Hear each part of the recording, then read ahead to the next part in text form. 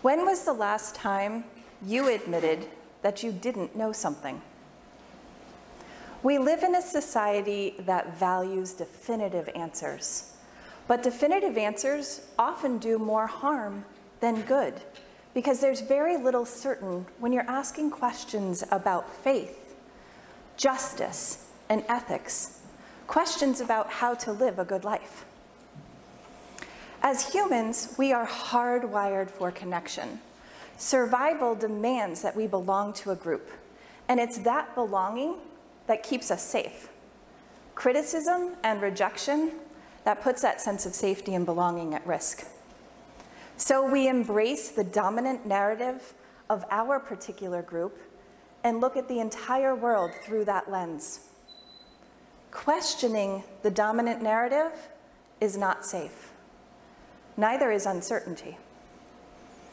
Uncertainty is so threatening to our sense of safety that we actually prefer physical pain. In a recent study in Britain, researchers found that people who knew that they would get an electric shock were much calmer and less anxious than those who were told that they might be shocked. But what if we could actually embrace uncertainty and sit in the discomfort of not knowing? Wouldn't that make our lives a little bit easier and a little freer? I grew up in a small town in Connecticut. I was an inquisitive child, but not everybody welcomed my barrage of questions. My grandfather, he was different. Anytime I went to the family farm, I would follow my grandfather around like a little duckling, and every time I asked him yet another question, he would crouch down to make eye contact and say, "I don't know, honey bunch. What do you think?" I loved spending time with my grandfather. He listened to me, and he really did want to know what was on my mind. He taught me that some questions have more than one answer, and that it was fine not to know the answer so long as you trusted yourself to find it. My grandfather died when I was 8. It was, for me, a profound and deep loss. I had no one to turn to who could help me grieve or could answer my unanswerable questions about death. Years later, I headed off to law school. As someone who really enjoys grappling with difficult questions, law school was the perfect fit for me. Instead of listening to lectures and memorizing facts, law school required me to clearly articulate my position and then defend it as my professors and classmates challenged my underlying assumptions. I found this style of learning invigorating. In many ways, it reminded me of my conversations with my grandfather. The point was not about who was right or who was wrong. The point was to sit with the uncertainty and interrogate your own thought process so that you could really understand the nuances of each case. In law school, I was right where I belonged. However, 3 years and a mountain of student loan debt later, I moved to Boston and started my career as a litigation attorney. But practicing law is nothing like being in law school. In law school, you're encouraged to think deeply and explore the nuances. But as a lawyer, there is zero room, no room at all for uncertainty. You have to take the side of your client and make your case with force and conviction.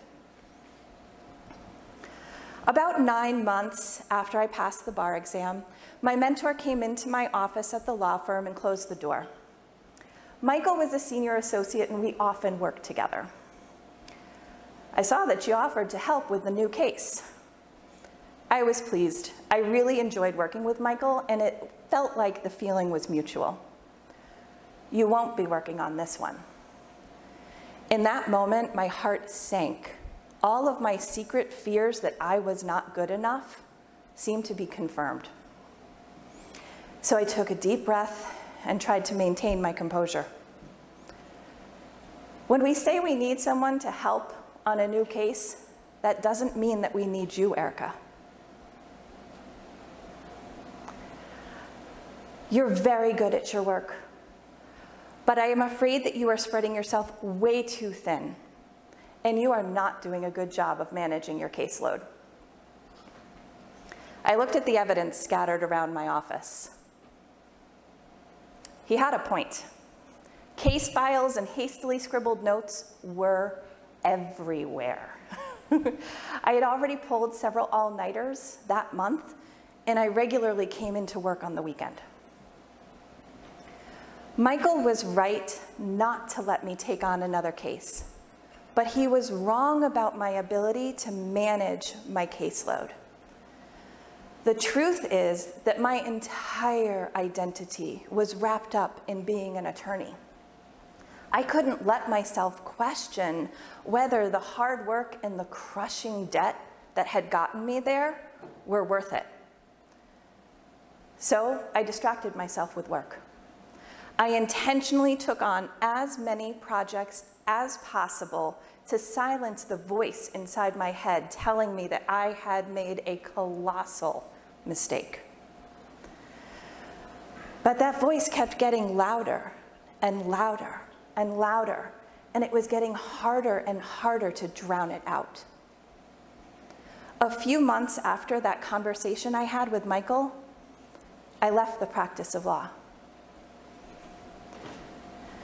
So what do you do when you discover that everything you have always wanted and that you worked so hard to achieve isn't what you want after all?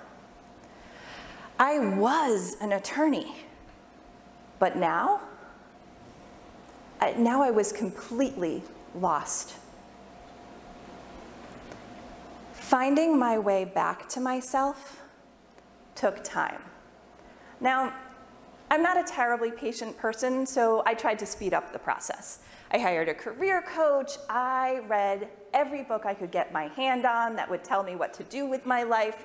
What color is your parachute? It's still in print today. And I took countless personality tests, from Myers-Briggs, I'm an INFJ, to the Enneagram. I'm a 5 on a scale of 1 to 9, the quiet specialist. I even asked for advice from complete strangers. What do you do? Ooh, do you like it? Do you think that would be a good fit for me? Because a complete stranger would clearly know what would be a good fit for me. Eventually, I remembered my grandfather's words. I don't know, honey bunch. What do you think? What did I think? I had no idea. But as I sat with the discomfort of not knowing, something shifted. I don't know.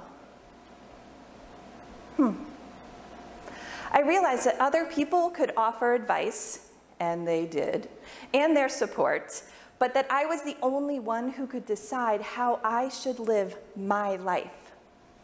I also realized that exploring the options, that was meaningful work. The time I spent trying to figure out what those next steps were was not wasted time. It was time well spent.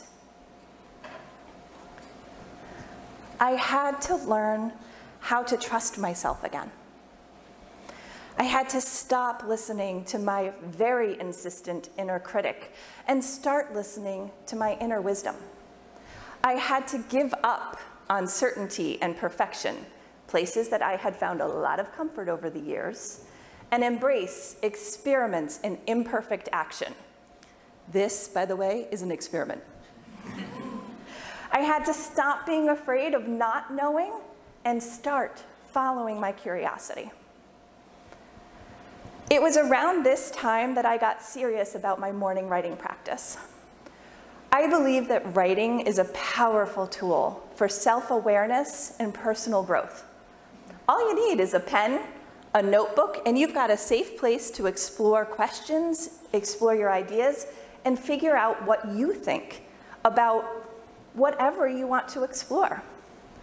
For me, writing is a continuation of the conversations that I had with my grandfather, only this time they play out on the page. I write every single morning, and every morning I get to know myself just a little bit better and trust myself just a little bit more. Today, I am surrounded by brilliant humans who want to make a difference in their corner of the world. People who enjoy learning and growing and are willing to ask hard questions and engage in deep conversations. People who, I suspect, are an awful lot like you. So where can you embrace uncertainty and sit in the discomfort of not knowing? What do you want to explore and understand more deeply? What questions intrigue you? What questions are forbidden? I've learned a lot in my 48 years on this earth, but the most profound wisdom I can offer comes from my grandfather. I don't know, honey bunch. What do you think? Thank you.